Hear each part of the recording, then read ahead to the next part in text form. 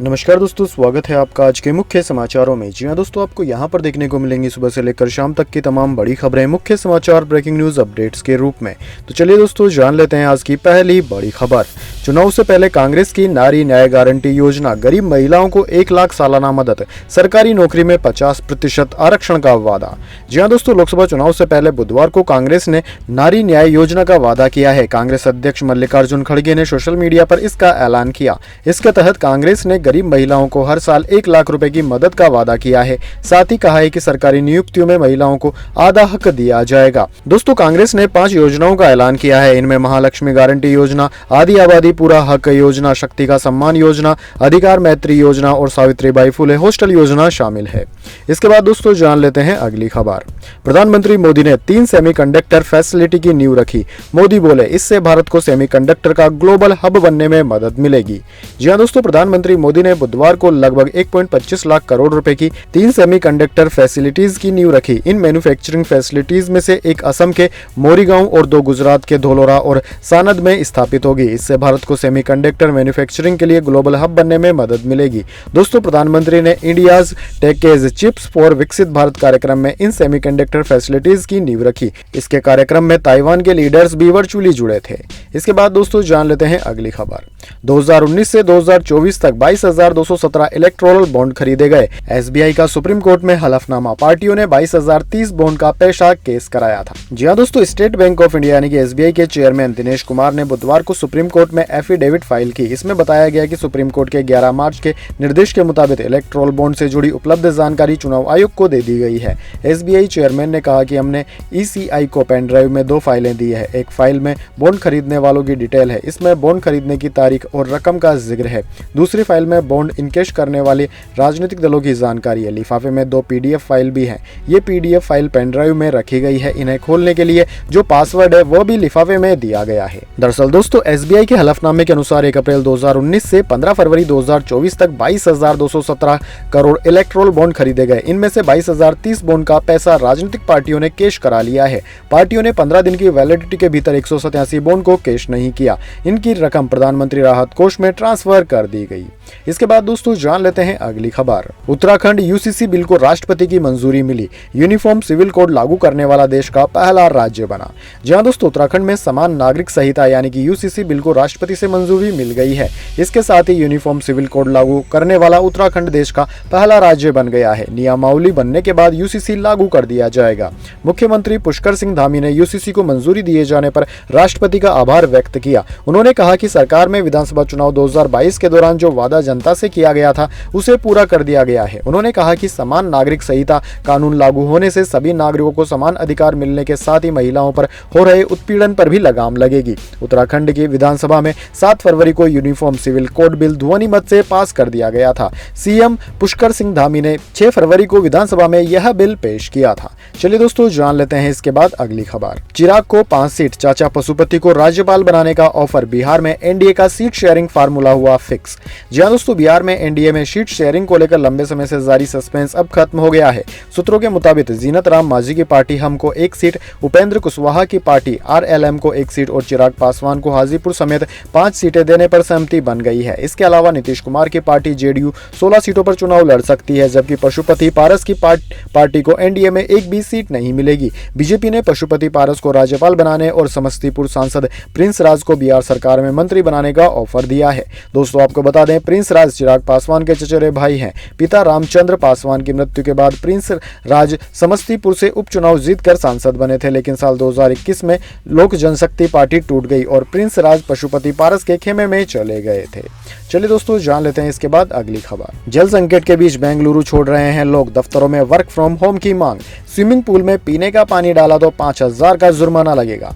जी हां दोस्तों, देश में तीसरी सबसे अधिक आबादी वाला शहर बेंगलुरु जल संकट से ग्रसित हो गया है। इस कारण यहां रहने वाले करीब 1.4 करोड़ लोगों में से एक वर्ग वैकल्पिक समाधान तलाशने के लिए मजबूर हो गया है। कई लोग शहर से पलायन करने लगे हैं। दूसरी ओर जो लोग घर खरीदना चाहते थे वे अपना मन बदलने लगे हैं। इसके अलावा संस्थाओं, हाउसिंग सोसाइटी, कंपनियों और लोगों ने भी संकट के हिसाब से ढलने और पानी बचाने के उपायों पर काम करना शुरू कर दिया है। लोग नलों पर पानी बचाने वाले उपकरण लगाने के लेकर हाथ और बर्तन धोने के लिए कैन का इस्तेमाल कर रहे हैं। कई हाउसिंग सोसाइटी ने सुबह और शाम को 4 घंटे तक पानी की सप्लाई बंद कर दी है। बेंगलुरु वाटर सप्लाई बोर्ड ने पीने के पानी का स्विमिंग पूल में इस्तेमाल करने पर बैन लगा दिया है। दोस्तों, बोर्ड ने कहा है कि नियम का पालन नहीं करने पर 5,000 रुपए का जुर्माना लगेगा।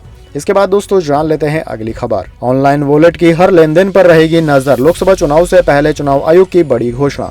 जी हां दोस्तों, जम्मू कश्मीर में मुख्य चुनाव आयुक्त राजीव कुमार ने कहा कि यहां वॉलेट के जरिए कोई भी ऑनलाइन लेनदेन होगा तो इस पर आयोग की कड़ी निगरानी रहेगी। वहीं इलेक्ट्रोल बॉन्ड पर राजीव कुमार ने कहा कि सुप्रीम कोर्ट ने हमें ब्यौरा सौंपने का आदेश दिया था। हम पारदर्शिता के समर्थन में है। ECI में हम जो कुछ भी करते हैं वह 2 स्तंभों पर आधारित होता है, प्रकटीकरण और सिर्फ प्रकटीकरण ही। उन्होंने कहा कि मतदाता को यह जानने का अधिकार है कि हम क्या करते हैं। SBI ने इसे हमें दे दिया है और मैं वापस जाकर डेटा पर गौर करूंगा। हम इसे समय पर प्रकाशित करेंगे। पर चुनाव आयुक्त की नियुक्ति के बारे में उनसे पूछा गया तो उन्होंने कहा कि यह मेरा डोमेन नहीं है क्योंकि फैसला सरकार को लेना है। चलिए दोस्तों जान लेते हैं इसके बाद अगली खबर। हरियाणा के नए मुख्यमंत्री नायाब सैनी ने विश्वास मत जीता। पूर्व मुख्यमंत्री खट्टर का विधानसभा से इस्तीफा। नायाब उनकी सीट से ही चुनाव लड़ेंगे। जी हां दोस्तों, हरियाणा के नए मुख्यमंत्री नायाब सिंह सैनी ने मंगलवार को विधानसभा में ध्वनि मत से फ्लोर टेस्ट पास कर लिया है। विश्वास प्रस्ताव में चर्चा के दौरान कांग्रेस नेता पूर्व CM भूपेंद्र सिंह हुड्डा ने सीक्रेट वोटिंग कराने की मांग की थी, लेकिन स्पीकर ज्ञानचंद गुप्ता ने इसे नहीं माना। फ्लोर टेस्ट के बाद सदन की कार्यवाही अनिश्चित काल के लिए स्थगित कर दी गई। इसी बीच पूर्व मुख्यमंत्री मनोहर लाल खट्टर ने विधायक पद से इस्तीफा दे दिया। उनके इस्तीफे से खाली हुई करनाल सीट से अब CM नायाब सिंह सैनी उपचुनाव लड़ेंगे। इसके बाद दोस्तों जान लेते हैं अगली खबर। महाराष्ट्र की शिंदे सरकार का बड़ा फैसला, बदला अहमदनगर जिले का नाम। 8 लोकल रेलवे स्टेशनों के नाम भी बदले गए। जी हां दोस्तों, महाराष्ट्र से बुधवार को एक बड़ी खबर सामने आई है। महाराष्ट्र सरकार ने अपने एक जिले का नाम बदल दिया है। अहमदनगर का नाम अब अहिल्या देवी नगर रख दिया गया है। महाराष्ट्र कैबिनेट की इसे मंजूरी भी मिल गई है। इसके पहले औरंगाबाद का नाम शंभाजी नगर और उस्मानाबाद का नाम धाराशिव रखा गया था। आगामी लोकसभा चुनाव को देखते हुए महाराष्ट्र सरकार का यह कदम हिंदू वोट बैंक को साधने की दिशा में काफी अहम माना जा रहा है। दोस्तों, CM ने कई बड़े बदलाव की शुरुआत भी की। उन्होंने अपनी नेम प्लेट भी बदल दी है और कहा है कि सभी को ऐसी ही नेम प्लेट का इस्तेमाल करना चाहिए। दरअसल CM शिंदे ने अपनी नेम प्लेट में पिता के साथ साथ मां का नाम भी जोड़ लिया है। CM की नई नेम प्लेट पर अब उनका नाम एकनाथ गंगूबाई शंभाजी शिंदे है। इसके बाद दोस्तों जान लेते हैं अगली खबर।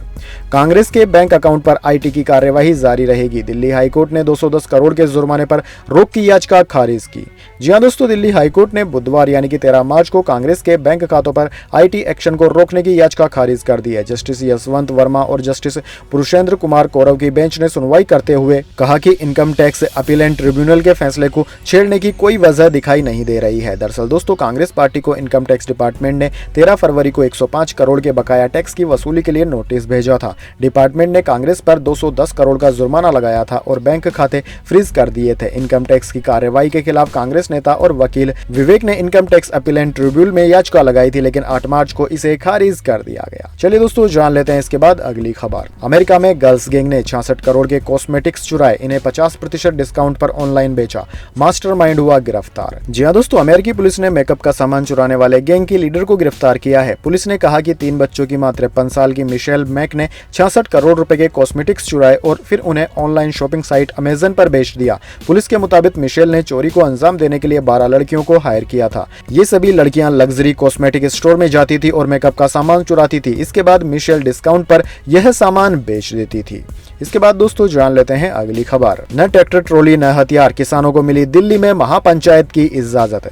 जी हां दोस्तों, दिल्ली के रामलीला मैदान में गुरुवार को होने वाली संयुक्त किसान मोर्चा की महापंचायत को दिल्ली पुलिस ने इजाजत दे दी है। दिल्ली पुलिस के सूत्रों के मुताबिक संयुक्त किसान मोर्चा के रामलीला मैदान में महापंचायत की परमिशन दी गई है। संयुक्त किसान मोर्चा को महापंचायत करने की इजाजत देने के लिए कई शर्तें लगाई गई है। पुलिस की शर्तों में रामलीला मैदान में महापंचायत के समय 5000 लोगों से ज्यादा लोग नहीं होंगे, कोई ट्रैक्टर ट्रॉली नहीं लाएगा, किसी तरह का हथियार नहीं होगा, प्रोग्राम 3 घंटे ही चलेगा, सुबह 11 से 2 बजे तक, इसके बाद सब वापस चले जाएंगे। वहीं दोस्तों पुलिस ने शर्त के साथ इजाजत में यह भी कहा कि रात में कोई नहीं रुकेगा, कानून व्यवस्था बनाए रखेंगे, किसी तरह की रैली या प्रदर्शन नहीं होगा। इन शर्तों पर किसान मोर्चा के नेताओं ने दिल्ली पुलिस को हस्ताक्षर करके दिए हैं, जिसके बाद दिल्ली पुलिस ने एनओसी देकर परमिशन दी है। चलिए दोस्तों जान लेते हैं इसके बाद अगली खबर। उद्धव का 5 दिन में दूसरी बार गडकरी को ऑफर, कहा बीजेपी आपका अपमान करती है, हमारी पार्टी से चुनाव लड़िए, हम आपको मंत्री बनाएंगे।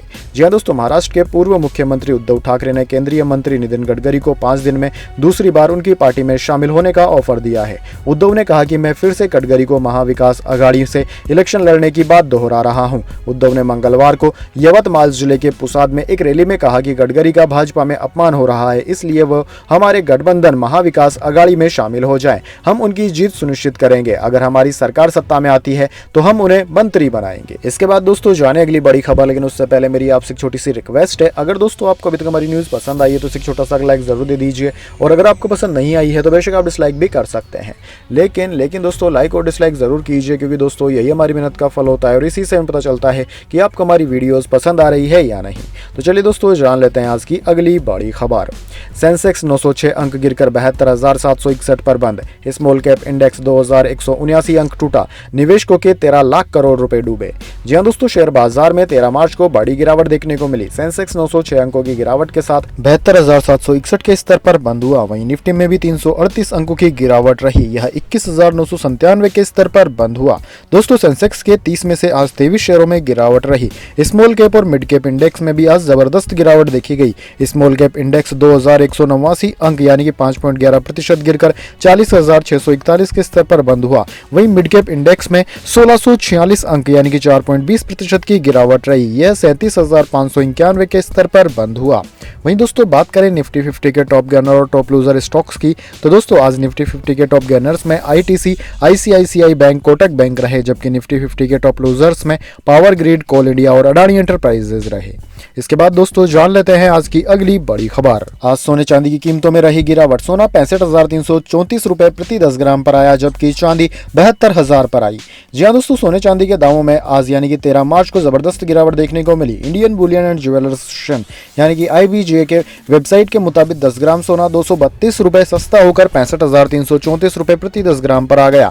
इससे पहले इसी महीने 11 मार्च को सोने ने 65,646 रुपए प्रति 10 ग्राम का ऑल टाइम हाई भी बनाया था। वहीं दोस्तों सोने के साथ साथ चांदी में भी आज गिरावट देखने को मिली है। यह 526 रुपए सस्ती होकर 72,149 रुपए प्रति किलोग्राम पर आ गई। इससे पहले यह 72,675 रुपए प्रति किलोग्राम पर थी। यानी दोस्तों चांदी ने बीते साल 2023 में 4 दिसंबर को 77,073 का ऑल टाइम हाई बनाया था और फिलहाल यह 72,675 रुपए पर चल रही है।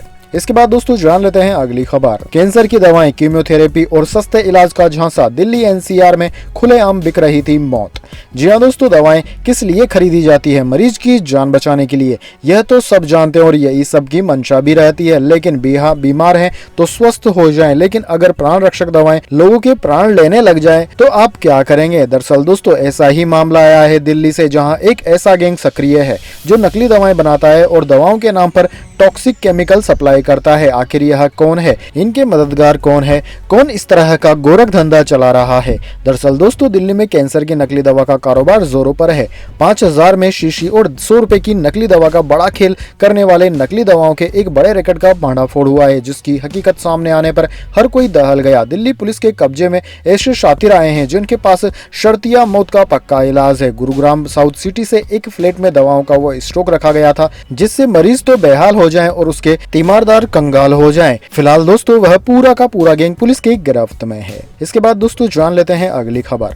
मुख्तार अंसारी को दूसरी बार उम्र कैद की सजा। 36 साल पहले फर्जी साइन कर लिया था हथियार, 17 महीने में 8वीं बार मिली सजा। जी हां दोस्तों, वाराणसी MP MLA कोर्ट ने बुधवार को माफिया मुख्तार अंसारी को उम्र कैद की सजा सुनाई है। इसके साथ ही 2,02,000 रुपए का जुर्माना भी लगाया गया है। मुख्तार बांदा जेल से वीडियो कॉन्फ्रेंसिंग के जरिए कोर्ट की कार्रवाई से जुड़ा हुआ था। कोर्ट ने मंगलवार को 1987 में फर्जी हस्ताक्षर कर शस्त्र लाइसेंस लेने के मामले में मुख्तार को दोषी करार दिया है। मुख्तार को यह दूसरी उम्र कैद की सजा है। इससे पहले 5 जून 2023 को अवधेश राय हत्याकांड में मुख्तार को उम्र कैद हुई थी। मुख्तार को पहली सजा 23 सितंबर 2022 को हुई थी। इस हिसाब से 17 महीने के अंदर मुख्तार को यह 8वीं बार सजा मिली है। फिलहाल दोस्तों इंटर स्टेट गैंग 191 का सरगना मुख्तार 25 अक्टूबर 2005 से ही जेल में बंद है। उसके खिलाफ यूपी, दिल्ली, पंजाब में 65 मुकदमे दर्ज हैं। इसके बाद दोस्तों जान लेते हैं अगली खबर। बेंगलुरु ब्लास्ट का संदिग्ध 12 दिन बाद हिरासत में। एनआईए ने कहा यह हमले के उस व्यक्ति की तरह दिखता है जो कैफे में बम रखकर गया था। जी हां दोस्तों, बेंगलुरु के रामेश्वरम कैफे बम ब्लास्ट मामले में एनआईए ने बुधवार को एक संदिग्ध को वेल्लोरी से अरेस्ट किया है। राष्ट्रीय जांच एजेंसी का कहना है कि यह कुछ हमले के जैसे उस व्यक्ति की तरह दिखता है जिसका फोटो धमाके के बाद वायरल हुआ था। दरअसल दोस्तों 1 मार्च को रामेश्वरम नाम के कैफे में बम ब्लास्ट हुआ था। उसके कुछ घंटे बाद एनआईए को जांच के दौरान सीसीटीवी फुटेज से पता चला था कि कैप पहने एक युवक कैफे में बैग रखकर चला गया था। उसी बैग में ब्लास्ट हुआ था। उसने चेहरे पर मास्क लगाया था, इसलिए उसका साफ चेहरा नहीं दिख पाया। एनआईए ने सीसीटीवी की फुटेज भी रिलीज की है। एनआईए ने स्टेटमेंट में कहा कि यह संदिग्ध कुछ हमले के मुख्य आरोपी की तरह दिखता है। हालांकि यह वही आरोपी है या नहीं अभी कहा नहीं जा सकता। इसके बाद दोस्तों जान लेते हैं अगली खबर। ममता बनर्जी के भाई बोले तृणमूल कैंडिडेट के खिलाफ चुनाव लड़ूंगा। 1 घंटे बाद ममता ने कहा मैंने उनसे रिश्ता खत्म कर दिया। जी हां दोस्तों, बंगाल की मुख्यमंत्री ममता बनर्जी के भाई बाबुन ने बुधवार को हावड़ा सीट से तृणमूल कैंडिडेट के खिलाफ चुनाव लड़ने का ऐलान किया। बाबुन टीएमसी उम्मीदवार प्रसून बनर्जी के सिलेक्शन से खुश नहीं थे। उन्होंने कहा कि प्रसून हावड़ा के लिए सही विकल्प नहीं है। कई सक्षम उम्मीदवार थे जिन्हें नजरअंदाज कर दिया गया। पार्टी ने ठीक नहीं किया। भाई के ऐलान के करीब 1 घंटे बाद ममता बनर्जी ने कहा कि मैं और मेरा परिवार बाबुन से अपने सभी रिश्ते खत्म करते हैं। बाबुन बनर्जी ममता के छोटे भाई हैं। बाबुन अभी दिल्ली में हैं। उन्होंने कहा कि हावड़ा से टीएमसी प्रत्याशी प्रसून बनर्जी 2 बार से सांसद हैं। प्रसून ने मेरा जो अपमान किया है उससे मैं कभी नहीं भूल सकता। मुझे पता है कि दीदी मेरे फैसले से सहमत नहीं होगी, लेकिन अगर जरूरत पड़ी तो मैं हावड़ा सीट से निर्दलीय चुनाव लड़ूंगा। इसके बाद दोस्तों जान लेते हैं अगली खबर। 23 डॉग ब्रीड्स के इंपोर्ट ब्रीडिंग पर लग सकती है रोक। इनमें पिटबुल और रोटविलर भी शामिल। केंद्र ने राज्यों को भेजा प्रस्ताव। जी हां दोस्तों, केंद्र सरकार ने राज्यों से कहा है कि डॉग्स की 23 ब्रीड के इंपोर्ट पर बैन लगा दिया जाए। केंद्र ने कुत्तों के हमले में इंसानी मौतों के बढ़ते मामले को देखते हुए राज्यों से कहा है कि वे इन 23 ब्रीडों के डॉग्स का न सिर्फ इंपोर्ट रोके बल्कि इनकी ब्रीडिंग और बिक्री पर भी रोक लगा दी जाए। 23 डॉग ब्रीड की लिस्ट में रोटविलर और पिटबुल भी शामिल है। हाल ही में इंसानों पर डॉग अटैक्स के केस में इन ब्रीड्स के डॉग का नाम आया है। सरकार ने स्पष्ट किया है कि इन डॉग्स की मिक्स ब्रीड और क्रॉस ब्रीड पर बैन लगा दिया जाना चाहिए। एनिमल वेलफेयर बॉडीज और एक्सपर्ट्स की एक कमेटी ने दिल्ली हाईकोर्ट पर एक रिपोर्ट सबमिट की है, जिसके बाद केंद्र सरकार ने यह कदम उठाया है। चलिए दोस्तों जान लेते हैं इसके बाद अगली खबर। जापान का पहला प्राइवेट स्पेस मिशन हुआ फेल। उड़ान भरने के ठीक 5 सेकंड बाद हुआ ब्लास्ट। 59 फुट ऊंचा था रॉकेट। जी हां दोस्तों, जापान का पहला प्राइवेट स्पेस मिशन नाकाम हो गया है। बुधवार को प्राइवेट फर्म स्पेस वन का काइरोस रॉकेट उड़ान भरने के महज 5 सेकंड बाद ब्लास्ट हो गया। इसके क्लियर वीडियो फुटेज भी सामने आया है। स्पेन वन ने पिछले हफ्ते दावा किया था कि इस मिशन की तमाम टेस्टिंग पूरी हो चुकी है और फाइनल राउंड के लिए उसकी टीम तैयार है। क्राइसोस 59 फुट लंबा रॉकेट था। जापान के वक्त के मुताबिक इसने बुधवार सुबह 11:01 पर टेक ऑफ किया। इसके बाद यह फट गया। इसके बाद दोस्तों जान लेते हैं अगली खबर। वर्ल्ड कप से पहले पाकिस्तान का दौरा करेगा न्यूजीलैंड। 18 अप्रैल से शुरू होगी 5 T20 मैचों की सीरीज। यह 17 महीने में तीसरा दौरा। जी हां दोस्तों, वर्ल्ड कप से पहले न्यूजीलैंड टीम 5 T20 मैचों की सीरीज के लिए पाकिस्तान का दौरा करेगी। T20 वर्ल्ड कप जून में वेस्टइंडीज और अमेरिका में होना है। पाकिस्तान क्रिकेट बोर्ड ने बुधवार को न्यूजीलैंड के साथ T20 मैचों की घरेलू सीरीज का शेड्यूल भी जारी किया है। कीवी टीम 18 अप्रैल से 27 अप्रैल के बीच पाकिस्तान का दौरा करेगी।